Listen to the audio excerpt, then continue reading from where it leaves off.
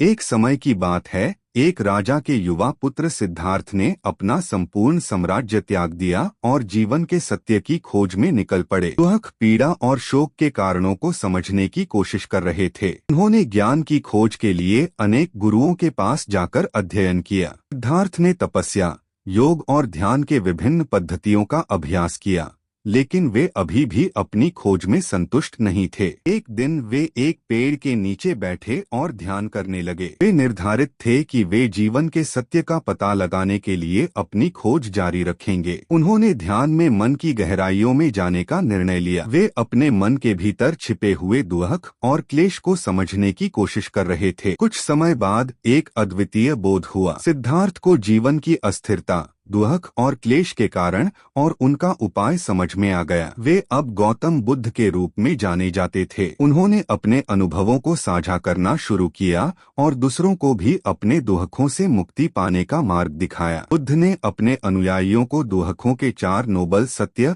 और 8 आंगों वाले पथ का उपदेश दिया। उन्होंने अपने अनुयायियों को समझाया कि दुख का कारण इच्छाओं और आसक्तियों की अनियंत्रित वृद्धि है। बुद्ध ने अपने अनुयायियों को यह भी समझाया कि इच्छाओं को संपूर्णतया नष्ट करने की आवश्यकता नहीं है, बल्कि उन्हें संयमित रखने की आवश्यकता है। उन्होंने अपने अनुयायियों को यह भी बताया कि अहिंसा, सत्य, अस्थिरता और अनासक्ति के मार्ग पर चलकर ही वे दुख से मुक्ति पा सकते हैं। गौतम बुद्ध के उपदेशों और जीवन की कहानी ने लोगों के जीवन में महत्वपूर्ण बदलाव लाए। उनके अनुयायी अब जीवन के दुखों और क्लेशों का सामना सहजता और समझदारी के साथ करने लगे। बुद्ध के उपदेशों का पालन करके उन्होंने अपने जीवन में शांति, संतोष और समझ प्राप्त की। उन्होंने जीवन की अस्थिरता को स्वीकार किया और अपनी इच्छाओं और आसक्तियों को संयमित किया। वे अपने जीवन के दुखों को समझने और उनसे निपटने के लिए बुद्ध के जीवन और उपदेशों से प्रेरणा लेते थे। बुद्ध के उपदेशों ने उन्हें न केवल अपने दुखों से मुक्ति पाने का मार्ग दिखाया,